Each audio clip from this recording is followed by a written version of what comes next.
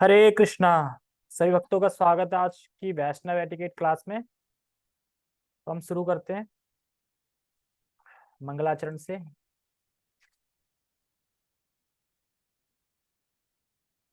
ओम अज्ञानतिमिरान्धस्य ज्ञानाञ्जनशलाकया चक्षुरुन्मीलितं येन तस्मै श्रीगुरुवे नमः। श्रीचैतन्यमनोभीष्टं स्थापितं येन भूतले स्वयं रूपः कदा मह्यं ददाति स्वपदान्तिकम्। वन्देऽहं श्रीगुरु श्रीयुतापदकमलं श्रीगुरून् वैष्णवांश्च श्रीरूपं साग्रजातं सहगण रघुनाथान्वितं तं सजीवम् साधुवेतं सावधूतं परिजन सहितं कृष्ण चैतन्य देवं श्री राधा कृष्ण पादान् सहगण ललिता श्री विशाखान्वितांश्च। हे कृष्ण करुणा सिंधु दीन बंधु जगतपते गोपेश गोपिका कांता राधा कांता नमस्ते। तप्त कांचन गौरांगी राधे वृंदावनेश्वरी वृषभानुसुते देवी प्रणमामि हरिप्रिये। वाञ्छाकल्पतरुभ्यश्च कृपा सिन्धुभ्य एव च पतितानां पावनेभ्यो वैष्णवेभ्यो नमो नमः। जय श्री कृष्णा चैतन्य प्रभु नित्यानंद श्री अद्वैत गदाधर श्रीवासादि गौर भक्त वृंद। हरे कृष्णा कृष्णा कृष्णा हरे हरे हरे राम राम राम हरे हरे। रामाय रामभद्राय रामचंद्राय वेदसे रघुनाथाय नाथाय सीताया पते नमः। नमो विष्णुपादाय कृष्णपृष्ठाय भूतले श्रीमते भक्तिवेदांता स्वामिनि इति नामिने। नमस्ते सारस्वते देवे गौरवाणी प्रचारिणे निर्विशेष शून्यवादी पाश्चात्य देश तारिणे। हरे कृष्णा। तो हम शुरू करते हैं। हाँ, वैष्णव एटिकेट। और इसमें हम आज तुलसी आरती पे थोड़ा डिस्कस करेंगे और समझेंगे तुलसी आरती कैसे करें। ठीक है। तुलसी जो क्या बोलते हैं, जो भगवान की शुद्ध भक्त हैं और भक्ति प्रदान करने वाली हैं। जैसे कि गौ की सेवा और तुलसी जी की सेवा, श्रीमद् भागवतम की सेवा, इन सबको क्या बोलते हैं, एक वर्ड याद नहीं आ रहा मुझे। वपु सेवा, वपु बोलते हैं ना। वपु सेवा एक तरीके से की, मतलब अलग नहीं है। अगर हम तुलसी की सेवा कर रहे हैं और भगवान की गायों की सेवा कर रहे हैं तो ये वपु सेवा, ये भगवान की सेवा ही है। ठीक है। मतलब जैसे कि अगर हम देख रहे हैं ना, वैष्णवों की सेवा करते हैं, वैष्णव तो चलते फिरते दिखते हैं, अब तुलसी माता उनकी सेवा कर रहे हैं तो वो भी भगवान की सेवा ही है। और तुलसी माता हमें कृष्ण प्रेम प्रदायिनी तुलसी देवी, तो वो हमें कृष्ण प्रेम जल्दी दिला देती है, मतलब दिलाती हैं। तो इसलिए हम अगर तुलसी को खुश रखते हैं, तुलसी में एक मंत्र है ना, त्रिष्टा दृष्टा तथा ध्याता पूजिता नमस्ते नमस्तास्कृता, ऐसे करके। तो वो कहने मतलब है कि अगर कोई तुलसी को देख रहा है, खाली देखने मात्र से वो वैकुंठ लोक जाने की प्राप्ति का वो हकदार बनता है, सिर्फ देखने मात्र से। देख ले, टच कर ले, छू ले तुलसी को। क्या? No. क्या? हाँ हाँ हाँ हाँ, प्रदक्षिणा कर रहा है, देख रहा है इस तरीके से। तो तुलसी महारानी, तो इसीलिए हम तुलसी की अच्छे से सेवा कर सकते हैं। और सेवा में कुछ ज्यादा नहीं है, प्रदक्षिणा करना उनकी। तो प्रदक्षिणा करना, ब्रह्म हत्या का जो अपन करते हैं ना, यानी कानी चापा पानी ब्रह्म इत्यादि, पानी चा तानी तानी कानी चा यानी कानी चापा पानी ब्रह्म इत्यादि कानी चा तानी तानी प्रदर्शन्ति प्रदक्षिणा पदे पदे। तो एक बार मैं अभी, क्योंकि मौसम चल रहा है, कौन सा मौसम चल रहा है, सर्दी का मौसम चल रहा है, तो इसमें गीता वितरण का चल रहा है। ठीक है। तो गीता वितरण में एक भक्त थे, तो उन्होंने गीता मतलब दे रहे थे किसी व्यक्ति को। तो उसने करके, आपने गीता पढ़ी है? हाँ हाँ पढ़ी है। अच्छा कोई सुनाओ श्लोक, तो यही सुना दिया तुलसी वाला, यानी कानी चापा पानी। हाँ बहुत बढ़िया है, सही से सुना रहा है, ठीक है बता दिया। अब वो घर ले गया, उसने 2 बार गीता पढ़ी और वो श्लोक नहीं मिला कहीं पे, यानी कहानी। अब वो ऐसा श्लोक भी याद है ना, यानी कहानी आया ही नहीं कहीं पे। वापिस आया इसको और कह रहे कि फलाने फलाने प्रभु कहाँ है, मतलब जैसे तैसे पहुंचे थे। क्यों, क्या हुआ कि उनने मुझे गीता दी थी 2 साल पहले, और उन्होंने ये श्लोक बताया था कि ये इसमें श्लोक है, और मैं ये 2 साल से ढूंढ रहा हूँ, मुझे श्लोक नहीं मिला। तो कह रहे ये तो गीता का है ही नहीं श्लोक। तो कह रहे यार भक्त ने मतलब गलत बोला, झूठ बोला। तो इसलिए इससे ये सीखना चाहिए कि जब भी हम गीता वितरण करने जा रहे हैं तो हमें गीता खुद आनी चाहिए। आनी है तो पढ़ी तो होनी चाहिए कि कहाँ क्या है, पता चले। हाँ मतलब तो कौन से जुड़ी गया, तो बड़ा हंसी आ रही थी मतलब। तो वही है कि ये जो ब्रह्म हत्या दी, अगर किसी ने ब्रह्म हत्या करी है, मतलब गौ हत्या करी है, या ब्रह्म हत्या भी कर दी है किसी ने, ब्राह्मण की हत्या भी कर दी है किसी ने, वो भी तभी तो इसीलिए मंत्र बताया ना, अगर कोई ब्रह्म हत्या तो उसको भी भक्ति प्रदान करने वाली है तुलसी महारानी। ठीक है, हम तुलसी महारानी के बारे में कुछ समझते हैं, चर्चा करते हैं। ये भी आरती के ऊपर ही। आवश्यक सामग्री, क्या क्या सामग्री चाहिए, वही सामग्री चाहिए जैसे बाकी विग्रह सेवा में चाहिए होती है। एक थाली में निम्नलिखित सामग्री रखें। एक थाली लें, ले ली थाली, अरे मन से ले लो कि ले ली, एक थाली ले ली, ठीक है। 2 आचमन पात्र ले लिए, ठीक है। आचमन पात्र मतलब आचमन करते हैं शुद्ध करने के लिए। 1 घंटी ले ली।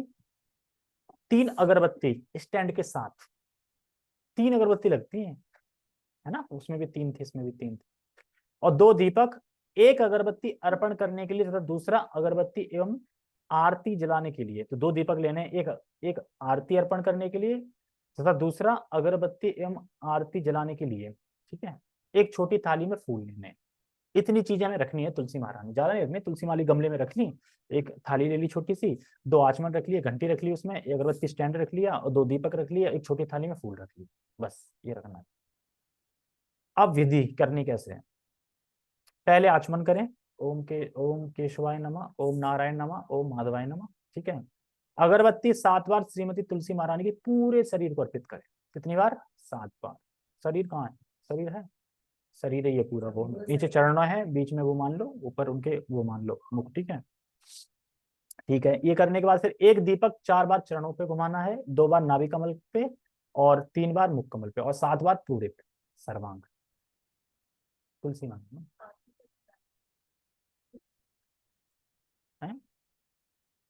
अगरबत्ती घुमानी है पूरे शरीर पे 7 बार, और ये दीपक घुमाना है 4 बार चरण कमलों पर, 2 बार नाभि कमल। अरे भाई अगरबत्ती के बाद दीपक नहीं करते हैं, और वे 3 बार मुख पे, वैसे ही जैसे अपन उसमें करते हैं। 7 बार श्रीमती पे तुलसी अर्पित करनी है। एक अगरबत्ती कौन सी, अगरबत्ती की बात हो रही है ना, कितनी, कब बोला मैंने, 3 अगरबत्ती बोली मैंने। हाँ हाँ हाँ, ऐसा करना, इस्कॉन चले जाना, वहां पे तुलसी आरती होती है 6:15 बजे, वहां देखना क्या, यही देखना कि कैसे कैसे कर रहा है, सीख जाओगे, 2 बार देखो सीख जाओगे करना, तो बस प्रैक्टिकल दिख जाएगा ना वहां पे, ठीक है। और पुष्प 7 बार सर्वांग अर्पित करने, पुष्प 7 बार ऐसे करने, ठीक है। तत्पश्चात क्या करना है, पांचांग प्रणाम करें, मतलब हमें जो कर रहा है। प्रत्येक सामग्री अर्पित करने से पूर्व आचमन पात्र से पानी लेकर 3 बार उस पर छिड़क कर शुद्ध करें। तो जब जो भी सामग्री रखी है उसको आचमन से पहले 3 बार शुद्ध कर ले, मतलब सामग्री को शुद्ध करने के लिए, ठीक है। परिवेश 10, ये 10 नाम अपराध है, खाली पढ़ लेता हूँ, तो बता दिया था एक बार। पवित्र तीर्थ स्थल के प्रति 10 अपराध, धाम अपराध, धाम अपराध है, ठीक है। एक होता है नाम अपराध, एक है धाम अपराध। तो नाम अपराध तुमने डिस्कस करी थी, धाम अपराध है ना, तो धाम अपराध भी तुमसे सुन लेते हैं क्या है। पवित्र तीर्थ स्थानों के महत्व को प्रकट करने वाले गुरु की अवज्ञा तथा अपमान करना। जिन गुरुओं ने ये पवित्र तीर्थ स्थल प्रकट करे हैं उनकी अवज्ञा करना, ये अपराध, तीर्थ मतलब धाम अपराध है। ऐसा मानना कि पवित्र तीर्थ स्थान अनित्य है, मतलब ऐसा मानना कि पवित्र तीर्थ स्थान अनित्य है। नित्य मतलब हमेशा है, अनित्य मतलब ये तो अनित्य है, मतलब ऐसा नहीं है पहले थे अब बना लिए तरीके से, अनित्य। तीर्थ स्थान में रहने वाले लोगों पर अथवा वहां पर आए हुए यात्रियों पर जोर जबरदस्ती करना अथवा उन्हें सामान्य सांसारिक व्यक्ति मानना। अपना जो देखो मथुरा महात्म्य चल रहा है वो पूरा एक तरीके से इसी से समझ सकते हैं। देखो वहां पे तीर्थ स्थान पे जब हम जाते हैं तो वहां के लोग हमसे कई गुना मतलब भक्ति में चढ़े बड़े हैं, कुछ नहीं कर रहे हैं फिर भी, क्यों, क्योंकि रह रहे हैं वहां पे, वहां रहना ही, कुछ ना करना ही सब कुछ करना है वहां पे एक तरीके से। कहते हैं ना कि वृंदावन में क्या करना है, मतलब कुछ करने ना, पड़े रहो, कह रहे पड़े रहना ही बहुत कुछ करना है वहां पे, पड़े रहो बस, मतलब कि मृत्यु का इंतजार करो कि मृत्यु आए बस मर जाओ मतलब कि वृंदावन धाम, मथुरा धाम ऐसा है कि वहां जाके मर जाओ, मतलब मरने के लिए जाओ वहां पे जाके बस पड़े रहो। देखो काल क्रम में तो मृत्यु आएगी आएगी एक ना दिन, ऐसा नहीं अब जाके आत्महत्या कर लो वहां पे, काल क्रम में तो मृत्यु आएगी आएगी, तो पड़े ही तो रहना है वहां पे, खाना खाना पड़े रहो, मत करो ना कुछ नहीं कर रहे तो, अगर नहीं कर पा रहे हो। लेकिन वहां का धाम का प्रभाव ऐसा होता है कि तुम करने लगोगे, ये धाम का प्रभाव है। तो इसीलिए वहां की जो भी अत्यंत जोर जबरदस्ती नहीं करनी है, जैसे कभी किराए विराए को लेकर झगड़ा हो जाता है, इतने इतने मतलब वो जानते हैं, उन्होंने पढ़ रखा है ये जो आते हैं ना इस्कॉन वाले, उन्हें पता है वो ज्यादा बहस नहीं करेंगे, तुरंत पैसे दे देंगे, पता है उन्हें, वो ले लेते हैं, जितने मांगो उतने दे दो, कहाँ बहस करते हैं ज्यादा, इतने लेंगे भाई, देना है तो दो, पता है उन्हें कि ये ज्यादा बहस नहीं करेंगे। पवित्र तीर्थ स्थान में रहते समय सांसारिक कार्य करना, अब वहां गए हैं और काम हो रहा है अभी भी हलवाई का, फिर क्या फायदा है। चर्चा आगे चल रही, काम मतलब कि काम जान लो तुमने काम यहाँ दे रखा है, अब बार बार फोन कर रहा है, ये हो गया, आलू सीख गए, ये सीख गए, तो तुम कहाँ हो, फिर क्या कर रहे हो, तो यही कर रहे, फिर वहां गए क्यों थे। जैसे कि रोजी बता रहे थे ना, एक व्यक्ति मुझसे मिलने आया था, और मिलने आने के बाद तुरंत फोन पे बात करने लगा, बार बार फोन रिसीव कर रहा था, तो मैं कहा तुम आए क्यों, फ्री होके आते ना बिल्कुल, आए क्यों, और ऐसे हम धाम जा रहे हैं भगवान के लिए, और वहां जाके भी यहीं पड़े हैं मतलब, तो भगवान कहेंगे आए क्यों थे। तो इसलिए धाम में ये धाम अपराध है, ये नहीं करना चाहिए। मूर्ति पूजा अथवा पवित्र नाम जप का व्यापार करना अथवा उसके माध्यम से धन कमाना, ये भी है ना, मूर्ति पूजा इसके ऊपर क्या अब कमा रहे, पैसे कमाने में लगे, मूर्ति वूर्ति रख ली, पैसे कमाने लगे, व्यापार कर रहे हैं वहां पे बहुत सारी। पवित्र तीर्थ स्थान किसी भौतिक राज्य अथवा प्रदेश का हिस्सा है ऐसा विचार करना, या भगवान के धाम को अन्य देवताओं से संबंधित तीर्थ स्थानों के समान समझना, या पवित्र तीर्थ स्थान के क्षेत्र को मापने का प्रयास करना। देखो अगर हम ये समझ रहे हैं कि वृंदावन एक यूपी का हिस्सा है बस और कुछ नहीं है, तो ये धाम अपराध है। और ऐसा विचार करना कि भगवान के धाम को अन्य देवताओं से संबंधित तीर्थ स्थान समझना कि और भी तीर्थ तो हैं, खाटू श्याम चले जाना, उसमें वृंदावन धाम में क्या फर्क है, फर्क नहीं है, खाटू श्याम और धाम में बहुत फर्क है, खाटू श्याम धाम नहीं है, लेकिन फिर भी लोग जाते हैं, श्रद्धा है। तीर्थ स्थानों के समान समझना या पवित्र तीर्थ स्थान के क्षेत्र को मापने का प्रयास करना, ठीक है। तीर्थ क्षेत्र में निवास करते समय पाप कृत्य करना, यानी पाप पूर्ण कार्य करना। वृंदावन तथा नवद्वीप विभिन्न है, यह मानना कि वृंदावन अलग है, नवद्वीप अलग है, नवद्वीप वृंदावन एक ही। वृंदावन गए मतलब नवद्वीप गए, नवद्वीप गए वृंदावन गए, नवद्वीप में जाके ये नहीं सोचे यार यार वृंदावन जाते तो सही रहता, तो अपराध हो जाएगा, भाई तुम वृंदावन में ही हो, और वृंदावन जाके ये नहीं सोचे कि नवद्वीप नहीं जा पाए, क्योंकि नवद्वीप भी वृंदावन दोनों एक ही है। तीर्थ स्थलों के महत्व बताने वाले शास्त्रों की निंदा करना, जो तीर्थ स्थलों के महत्व बताने वाले शास्त्र हैं, क्योंकि हमें सब कुछ तो शास्त्र ही पता चल रहा है, भागवतम गीता इन सब से, तो इनको इनकी निंदा करना, ये भी। अश्रद्धा से तीर्थ स्थान के महत्व को काल्पनिक समझना, श्रद्धा नहीं है, कुछ लोग होते हैं जाते हैं श्रद्धा नहीं है, सब पता नहीं क्यों कर रहे हैं, लेकिन श्रद्धा बिल्कुल भी नहीं है। और काल्पनिक समझना कि ऐसा यहाँ तो कोई लीला हुई ही नहीं, यहाँ कोई कालिया नाग था ही नहीं, ये तो सब ऐसे नारियां हैं। जब आज मैं श्रीमद् भागवतम में पढ़ रहा था कि जो देहूति थी, तो जो देहूति के पिता थे स्वयंभू मनु, और शत्रुपा उनकी माँ थी, माता थी।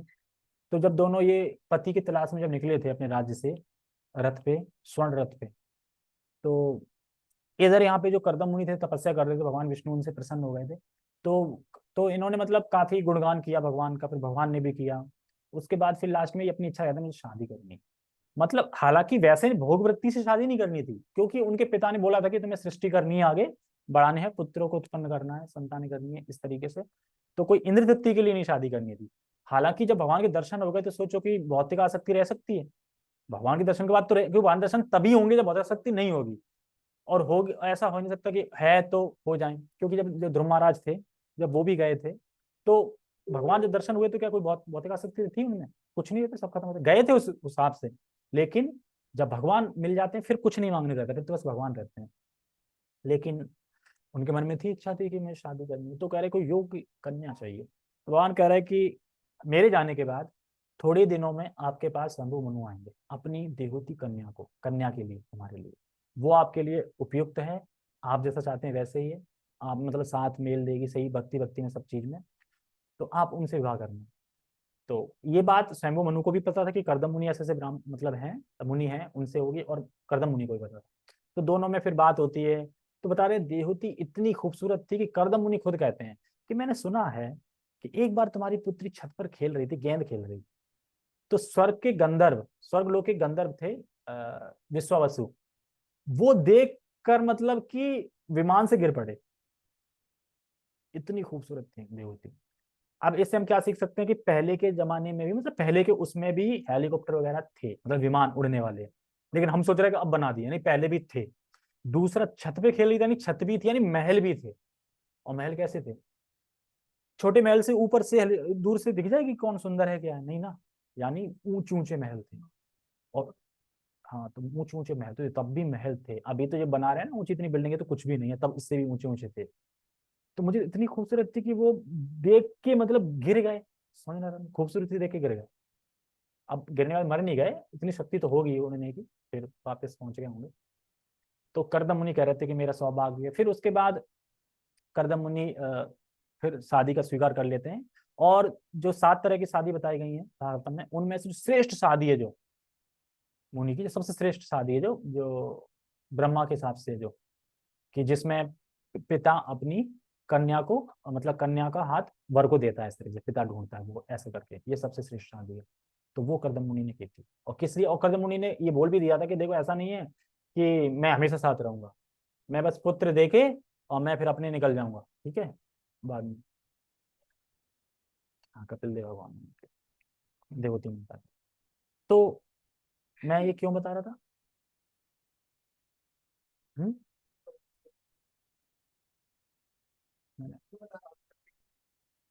हाँ, शास्त्रों से निंदा नहीं करते, शास्त्रों में नहीं, शास्त्रों में निंदा नहीं करते, बताया। हाँ, बताया है, वो करदम मुनि ने ही बताया, तो यानी है, ठीक है, ऐसा नहीं। अब आगे का चैप्टर आएगा जिसमें शोक करेंगी। कौन? देवती माता। क्यों शोक करेंगे? क्योंकि अपने पिता से अलग हो गई, तो शोक तो करेंगे। और जो दहेज की प्रथा भी उसमें लिखा था, दहेज प्रथा है एक्चुअली पहले भी थी। देखो, दहेज दिया जाता है कि हम अपनी कन्या दे रहे हैं, तो कन्या रहेगी कैसे? गृहस्थी की सामग्री दी जाती है और यथासंभव जो दहेज होता है वो दिया जाता है, ये है। हाँ, ये सब दिया जाता है, मतलब यथासंभव जितना है उतना, वैसे कोई वो नहीं है। और अगर कोई गरीब है, कुछ नहीं है, तो फल फूल तो दे सकता है। भगवान तो फल फूल भी स्वीकार करते हैं, तो फल फूल दे सकता है, ऐसा कुछ नहीं कि रोकड़े ही चाहिए, रोकड़े ही देने पड़ेंगे। और अपनी कन्या के लिए देता है वो, उधर रहने के लिए। एक तरह से मान लो अलग हो गए तो कैसे रहेंगे, तो वो जो बर्तन भांडे जो भी गृहस्थ सामान देता है तब भी था। ठीक है, भाग 7 9 8 तो पहले था, फिर 7 कैसे आ गया इसके? परिश 10 है ना, 10 के बाद फिर क्या आना चाहिए? अच्छा, भाग 7 आ गया, वो परिश चल रहा था, भाग 7 ठीक है। भाग 7 है गृहस्थ आश्रम। और गृहस्थ आश्रम में कौन कौन है? सभी हैं, कुछ ग्रह मेरेदी हैं। देखो, जिस आश्रम में भगवान सेंटर में होते हैं वो गृहस्थ आश्रम है, और जिस आश्रम में खुद सेंटर में होते हैं, अंदर अपनी इंद्र तृप्ति सेंटर में होती है, वो गृह मेदी आश्रम। ठीक है, 2 आश्रम। गृहस्थ आश्रम, गृहस्थ आश्रम का महत्व एवं उद्देश्य। आध्यात्मिक संस्कृति में आश्रम वह स्थान है जिसके केंद्र बिंदु श्री कृष्ण होते हैं। आध्यात्मिक संस्कृति के हिसाब से अगर हम ग्रंथ वगैरह देखा जाए तो गृहस्थ का मतलब होता है कि इस केंद्र में श्री कृष्ण होते हैं, भगवान होते हैं, वो स्थान है गृहस्थ आश्रम। आध्यात्मिक संस्कृति, आध्यात्मिक संस्कृति इन चारों आश्रमों के लिए समान है। देखो, जो अगर हम भगवान की प्राप्ति करना चाहे तो हम चारों आश्रमों से कर सकते हैं, मतलब चारों आश्रम बराबर, ऐसा नहीं कि गृहस्थ में तो नहीं कर पाएंगे, मतलब ब्रह्मचारी में ही कर पाएंगे या वानप्रस्थ में कर पाएंगे, ऐसा नहीं है, सब बराबर है। इसमें लिखा है ना, आध्यात्मिक संस्कृति के हिसाब से सब बराबर है। चारों आश्रमों में अंतर केवल वैराग्य की तीव्रता तथा जीविका उपार्जन के साधनों में ही है, परंतु चारों आश्रम महत्वपूर्ण है। देखो, उसमें जो वैराग्य रहता है किसी में, वानप्रस्थ में, उसमें ब्रह्मचारी में दूर रहते हैं। ब्रह्मचारी में कौन सा आश्रम है? वानप्रस्थ और ब्रह्मचारी है ना, ब्रह्मचारी, वानप्रस्थ और गृहस्थ और एक संन्यास, ये 4 आश्रम है। लेकिन एक में होता है, गृहस्थ आश्रम में थोड़ी छूट मिली रहती है। वो किस लिए? वो इसलिए मिली रहती कि ताकि तुम समझ जाओ कि भाई इसमें कुछ नहीं है। और मतलब जैसे कि 1 साल से 25 साल तक तो ब्रह्मचारी रहे, उसके बाद फिर गुरु के आशीर्वाद से शादी करके अपना जीवन बिता सकते हैं, कृष्ण को केंद्र रखे, और 50 साल फिर अपना नहीं करना है। तो ये तो हर उसमें लिखा है कि 50 साल के बाद तो घर से दूर निकलना चाहिए, क्योंकि जो स्त्री है, आज मैं पढ़ रहा था स्त्री के लिए, कि स्त्री हमेशा आश्रित रहती है 3 लोगों पे। शुरू शुरू में अपने, जब तक शादी नहीं हो जाए, पिता के आश्रित में रहती है, शादी होने पति में रहती है, और पति जब 50 साल बाद चला जाए और बच्चे बड़े बड़े हो गए, तो फिर बुढ़ापे तक वो किसके आश्रम में रहेगी? बेटे के आश्रम में, पुत्रों के। ठीक है, ये भी आएगा भागवत में। 4 आश्रम महत्वपूर्ण। नियमों का पालन करना, गृहस्थ आश्रम एक प्रकार से नियमित इंद्रिय भोग के लिए दी गई छूट है ना, आ गया ना, गृहस्थ आश्रम इंद्रिय भोग के लिए छूट दी गई छूट है, जिससे व्यक्ति धीरे धीरे संसार से विरक्त हो सके। क्यों? क्योंकि वो ना सुखी नहीं होगा इससे भोगों से, खूब भोग करेगा और फिर भी तृप्त नहीं होगा, तो धीरे धीरे क्या, फिर विरक्त होगा, अरे यार कुछ नहीं है इसमें, वही सही है। इस तरीके से मान लो कि ये जो बेटा होता है छोटा, मान लो कोई चीज पापा ने दिलाई, अच्छी लग रही, दूसरी बड़ा अच्छी लग रही, चमकीली चमकीली, अब वो गया लेकिन उसमें भी बार बार आनंद नहीं आ रहा है, तो कह रहे यार भाई सही है, पहले वाली ठीक है, कोई फायदा नहीं है। उसी तरीके से जो गृहस्थ आश्रम है उसमें हम जाते हैं, वो देखते हैं कि भाई ये सही नहीं है, मतलब ये है ही नहीं सही, हमें इसमें कोई तृप्ति नहीं हो सकती, फिर वापस वो अपने वानप्रस्थ में जाता है। नियमों का पालन करना, ये बता दिया, ठीक है। मनु संहिता बताती है कि गृहस्थ आश्रम उत्कृष्ट है क्योंकि वह अन्य तीनों आश्रमों का पालन पोषण करता है तथा तीनों का मूल है। देखो अगर कोई वानप्रस्थ है कैसे खाएगा, ब्राह्मण, ये तीनों किस पे आश्रित हैं, संन्यास और वानप्रस्थ और गृहस्थ पे ही है ना, कि गृहस्थ क्योंकि इंद्रिय वो करेगा तो उसका कमाएगा भी और धन भी देगा, दान देगा, तो ये सब चीजें उसी से, तो आश्रित इसी पे हैं, इसीलिए कह रहे हैं पोषण वगैरह करते हैं। यद्यपि व्यवहारिक दृष्टि से शास्त्रों में वर्णित गृहस्थ आश्रम के कर्तव्यों तथा उत्तरदायित्वों का पालन करना कठिन प्रतीत होता है, फिर भी हमें इन शास्त्रीय विधानों के भाव को अपने जीवन में अंगीकार करने का प्रामाणिकता से प्रयत्न करना चाहिए। गृहस्थ जीवन के कर्तव्य एवं उत्तरदायित्व, तो गृहस्थ जीवन में अगर हम हैं तो हमारे कर्तव्य क्या है, क्या उत्तरदायित्व, सर्वसामान्य चारों आश्रमों के सदस्यों की देखभाल करना, यानी गृहस्थी तो करता है ना, देखभाल करना, ठीक है। सभी, जैसे कि अभी इस्कॉन चल रहा है तो इस्कॉन डोनेशन गृहस्थी तो दे रहे हैं, ब्रह्मचारी कहाँ से देंगे, ऐसी बात है, गृहस्थी दे रहे हैं, तो देखभाल करना, सभी जीवों को आश्रय प्रदान करना तथा यज्ञ करना। सीवी महाराज थे, राजा थे, सीवी राजा, सीवी नाम है, जो कि अब ये नहीं पता कथा सतयुग की है, सतयुग की होगी, त्रेता युग की होगी, और ये नहीं पता कि कौन से कल्प की, ये भी नहीं पता। लेकिन वो है कि एक बार देवता उनकी परीक्षा लेने आए थे कि बड़ा ऐसे राजा है कबूतर बन के, और एक वो कबूतर का मतलब जो पकड़ते हैं ना कबूतर को, वो, तो कबूतर उड़ के आ गया था उनके वहां पास, आ गया आश्रय में, तो वो कह रहे मेरा कबूतर है वापस दो, तो कह रहे देखो जब तक आपके पास था तब तक था, अब मेरे पास आकर मेरा है। कह रहा ऐसे कैसे, तुम राजा हो तो कि अपनी मनमानी चलाओगे, ऐसे कैसे, अरे मैं मेरा है ऐसे कैसे, तो कह रहे तुम इसे क्यों क्यों चाहते हो, कि अरे मुझे भूख लग रही है मैं खाऊंगा इसको, तो फिर मतलब मांस चाहिए ना तुम्हें, ठीक है, तो जितना इसका मांस है उतना मैं दे देता हूँ ना तुम्हें, तो कहा, ठीक है कोई दिक्कत नहीं।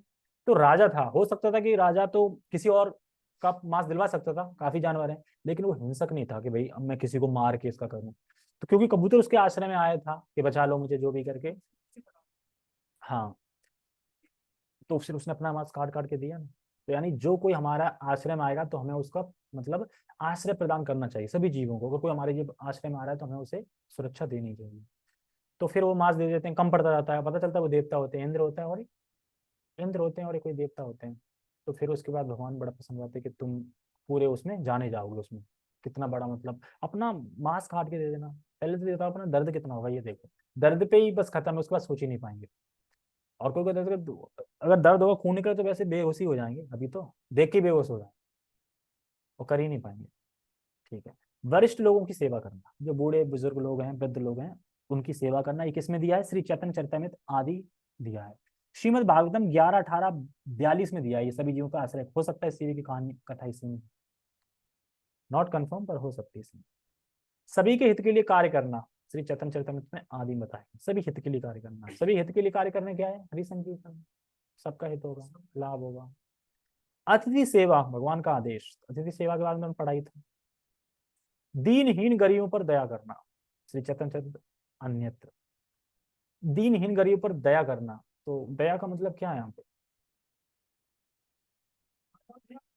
देखो जिसको ज्यादा पैसे की जरूरत है वो है, उसकी थोड़ा हेल्प कर सकते हैं, लेकिन जो दीन, मतलब कि जो दीनहीन, जिनके पास भक्ति नहीं है, कृष्ण नाम नहीं है, वो तो वो दीनहीन तो है ही है, ठीक है, जरूर नहीं कि पैसों से जो कमी है वो दीनहीन है, क्योंकि पैसा तो दिया, पता नहीं पैसे का क्या करेगा, कोई भरोसा नहीं है। तो दीनहीनों पे दया करना मतलब कि ऐसा नहीं कि भक्त हैं तो इतना क्रूर बन गए, अब दया कर कुछ खाने को दे सकते हैं, खाने देख में हरे नाम बता सकते हैं कि देखो आप हरे कृष्ण करो, ऐसे कुछ इस तरीके मतलब दया कर सकते हैं, किसी भी एंगल से दया करनी हो पर दया कर सकते हैं, ठीक है बता, दीनहीन गरीब पर दया करना।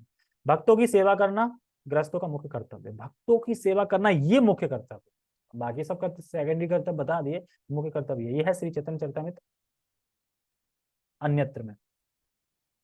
भगवान के पवित्र नाम का सतत जप करना, वैष्णवों भगवान एवं अपने संगे संबंधियों की योग्य विधि से अर्जित धन द्वारा सेवा करना, श्री चैतन्य चरितमृत मध्य में। गृहस्थ आश्रम के कर्तव्यों का पालन करने के लिए लोगों को अधिक श्रम करना चाहिए।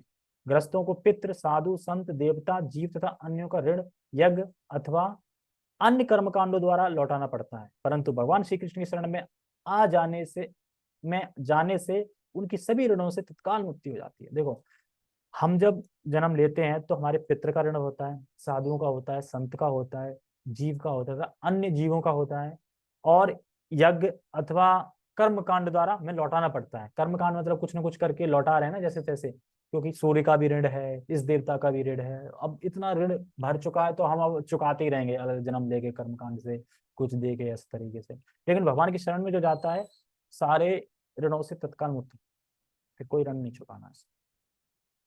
जीवन पद्धति तथा जीवन निर्वाह, ग्रस्त निम्नलिखित कार्य ना करें। हाँ, क्या क्या नहीं करना। ऐसी कोई भी बात जिसका संबंध श्री कृष्ण से ना हो, वो हमें खूब करनी है, दबा दबा तो नहीं करनी। भौतिकतावादी लोगों का संग खूब करना है, जितना नहीं करना है, यानी तुम समझ गए नहीं करना, बाकी सब समझ रहे हैं करना है,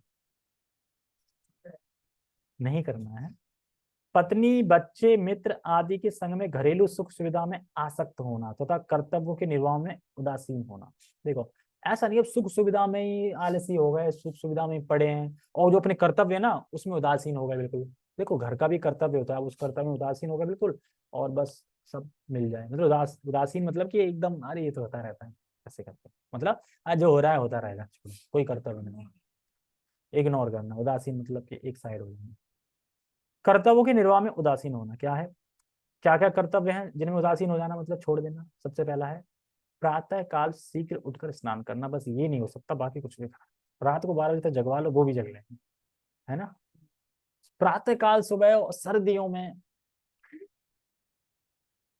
हाँ, और मेरा तो डेली है 6:30, 6:30, 6:25 तक ही आ पाता हूँ जब भी मैं, ठीक है। और उसके बाद फिर यह है कि कंटिन्यू 16 माला पूरी करता हूँ, बीच में दर्शनार्थी दिखाता हूँ, और फिर उसके बाद, और बाकी जिस दिन आरती मुझे करनी होगी उस दिन तो 4 बजे जगना ही है। उस दिन तो कहना कि ये हो गया कि अपने आप को ऐसी सिचुएशन में डाल लेना कि करना ही पड़ेगा। अब मान लो मंदिर हो जाए, मंदिर ज्वाइन कर ले, फिर तो फिर सर्दी हो या गर्मी हो खड़े होना ही पड़ेगा, माइंड में सेट है कि खड़े होना ही है। अब जैसे आरती की सेवा मिल गई है, पढ़ लिया शाम को, तो अब माइंड में सेट है कि जगना ही है, तो पहले अलार्म जैसी बजी जगना ही है। और बाकी दिन क्या, पहले अलार्म बजी तुरंत बंद कर दी, दूसरी बजी फिर 5 बजे की तुरंत बंद कर दी। अगर खड़े होते हैं 5:30 बजे, 2 मिनट और 15, धीरे धीरे कभी कभी 5:45 हो जाते हैं, तब हो पाता है।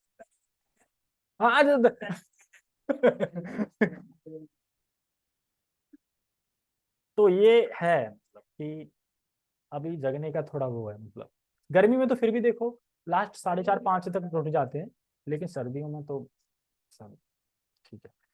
तो बस कृष्णा ये हो जाए, प्रातःकाल शीघ्र उठकर स्नान, ठीक है। विग्रहों की अर्चना करना, नाम जप करना तथा बड़ों को सम्मान देना, ये हम इन कर्तव्यों में हमें उदासीन नहीं होना है, ये कर्तव्य करना। अब ये कर्तव्य एक्चुअली गृहस्थ के बता रहे हैं, भक्त के तो बता ही नहीं रहे, गृहस्थों के बताए जा रहे हैं। गृहस्थ को प्रातःकालीन सुबह उठना चाहिए जल्दी, अपने संचित कर्म फल में जो कुछ भी है उससे संतुष्ट रहना तथा अपनी संपूर्ण शक्ति से भगवान की सेवा करना। देखो, जितना लिखा है उतना ही मिलेगा, अगर इस बात पे जो अमल कर लेना उसे फिर कभी टेंशन नहीं होती। क्यों नहीं होगी टेंशन, देखो नहीं है खाने के लिए तो भगवान चाहते ही नहीं ना कि आज मैं खाऊं, ठीक है मैं उपवास रख लूंगा, कल भी नहीं तो उपवास रख लूंगा, और ज्यादा ही वो है तो फिर बेच बाज के वृंदावन में रहो ना, वहां है ना, वहां हमेशा के लिए। देखो, अगर हम ये सोच रहे हैं पता नहीं आज मंदिर है, कभी फ्री है, कभी पैसे लगा दिए, फिर ये सोच, इसका मतलब भगवान पे भरोसा नहीं है। भगवान है वहां पे तो हमेशा खिलाएंगे, बस वहां पहुंच जाओ। भगवान ये कह रहा है बस तुम आ जाओ, बाकी सब काम करो। लेकिन वही है अटैचमेंट। देखो, एक तो वो है कि आश्रम में शिफ्ट हो जाओ, वो ऐसा है कि फिर बिल्कुल शिफ्ट ही होना एक तरह से सही से, फिर जैसे कि ना, मतलब अगर शुक्रान से अपने प्रभु जी से बात करें कि भैया हमें छोड़ छाड़ के बस हमें भक्ति करनी अपने आश्रम में, तो वो वही है कि वो देखेंगे बंदा अगर सही है तो लेकिन उनकी शर्त है सुबह आना है क्लास, मतलब शाम सुबह पूरा मॉर्निंग प्रोग्राम करना है और शाम को क्लास में आना ही आना है। अगर शाम को क्लास में नहीं आओगे तो फिर वो बाद में बोल देंगे भैया आप जा सकते, जैसे भी सम्मान से। तो इस तरीके से तो रहने की भी दिक्कत खत्म, खाने के भले ही पैसे लग जाए फिर भी मिलेगा। क्यों? फिर तो वही गौशाला में खाओगे ना, फ्री गौशाला में। तो ऐसे कर सकते हैं, ठीक है। हस्बैंड वाइफ दोनों रह सकते हैं ना एक साथ से। अब देखो वहाँ जगह कितनी, जगह के हिसाब से है ना, ठीक है। उससे संतुष्ट रहना, तो अपनी संपूर्ण शक्ति से भगवान की सेवा करना। देखो जो मिल रहा है उससे संतुष्ट रहना और शक्ति पूर्ण होकर भगवान की सेवा करना। गृहस्थों को अपने गुण कर्म के अनुसार उचित कार्य करने करके अपना जीवन निर्वाह करना चाहिए, अयोग्य तथा अवैध कर्म न करे। देखो गृहस्थों को अपने गुण कर्म के हिसाब से, किसी का गुण और कर्म के हिसाब से कर्म करना अच्छा लगता है ना हमको, मतलब हमें ये अच्छा लगता है। अब ऐसा नहीं अपोजिट काम दे दो। जैसे आज प्रभु जी में कथा में सुनकर इतनी हंसी आई कि एक भक्त आया था, अच्छे से भक्ति कर रहा था, बता रहे थे, मतलब लड़का आया था, नाई था पर जैसे पेशे से। तो आया अच्छे से, सुबह 3:30 जगता था, माला करता था, सब कुछ करता था। और किस वजह से उसने वृंदावन धाम छोड़ा, ये सुनोगे तो हंसी आएगा। प्रभु जी ने बोला कि चलो ठीक है आप नाई काम करते हो तो ये 1200 रुपए लो, आप नाई वाई का सामान ले लो। मतलब 1200 रुपये नाई वाई का सामान दे दिया, आप ब्रह्मचारियों का जो जो है उनका सेविंग किया करना, क्या करना। प्रभु जी चले गए झांसी, पता नहीं कहाँ लखनऊ या झांसी चले गए, वहां से लौटे, पता चला वो तो भक्त भाग गए। क्यों भागा? क्योंकि वो इसलिए भागा, उसने सोचा 1200 रुपये का सामान मिल गया है, अब मैं अपनी पुरानी दुकान फिर से चालू। क्योंकि छोड़ के आया था ना, तो 1200 सामान मिल गया उसे, सारा कुछ जो भी है उनकी नैफी नैफी जो भी होती है, सामान मिल गया। तो कह रहा अब मैं फिर से ना शुरू कर लूंगा अपना। तो बताइए बुद्धि चली उसकी।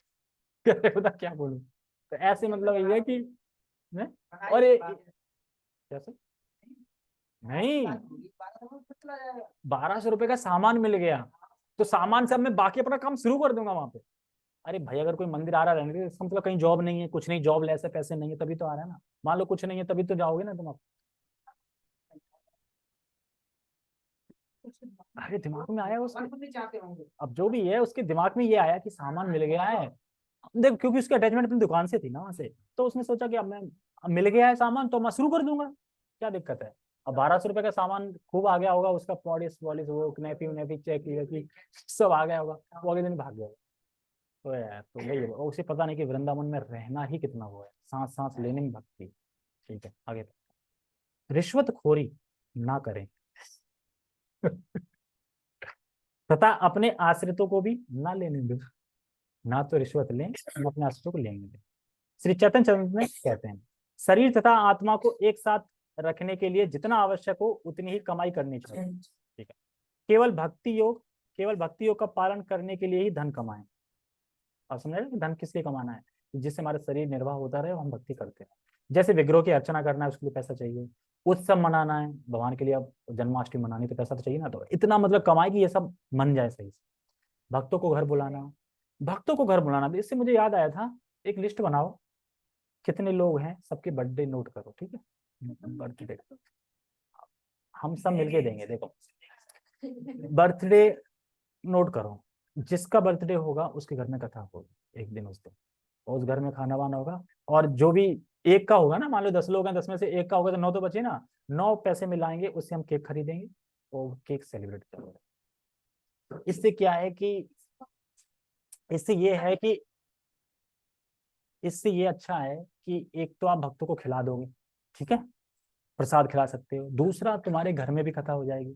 कथा मतलब कि देखेंगे आगे चल के जब बढ़ेगा तो प्रभु जी से बोला करेंगे, कभी वो आ जाया करेंगे, जो भी है बाल फिलहाल तो हम वैसे ही डिस्कस कर लिया करेंगे बर्थडे के ऊपर या किसी किसी टॉपिक के ऊपर, इस तरीके से। तो जूम पे है, एक सुन रहा है जूम पे? हाँ सुन रहे हैं। तो ऐसे लिस्ट बनाओ, ये करना चाहिए कम से कम। देखो महीने में कम से कम तुम एक अच्छा खाना भोग तो लगाओगे भगवान को, कि नहीं लगाओगे? आएंगे तो कुछ अच्छा ही बनाओगे, जाहिर सी बात है, भक्ति भी खाएंगे आप भी खाओ, और केक वगैरह का जो भी वो हम सब जो जिनका नहीं है वो मिलके करेंगे। यानी 10 में से एक का है तो 9 तो बचे ना, हर बार 9 बचेंगे, हर बार 9 बचेंगे। अब 9 में मान लो अगर केक लाओगे, आधा किलो का भी केक लाओगे, आधा किलो 1 किलो का लाओगे तो कितने, 350 का आ जाएगा। तो कितने मिलेंगे? 30 रुपए मिल जाएंगे, तो क्या उससे जा रहा है। हाँ तो वो भी तो हम ही खा, और 30 का तो हम ही खा ही लेंगे प्लेट ही। तो फिर तो इस तरीके से मेरे माइंड में आइडिया है कि ऐसा करना चाहिए, जिससे क्या है ना, एक माहौल बना रहेगा उसका मतलब कराने का।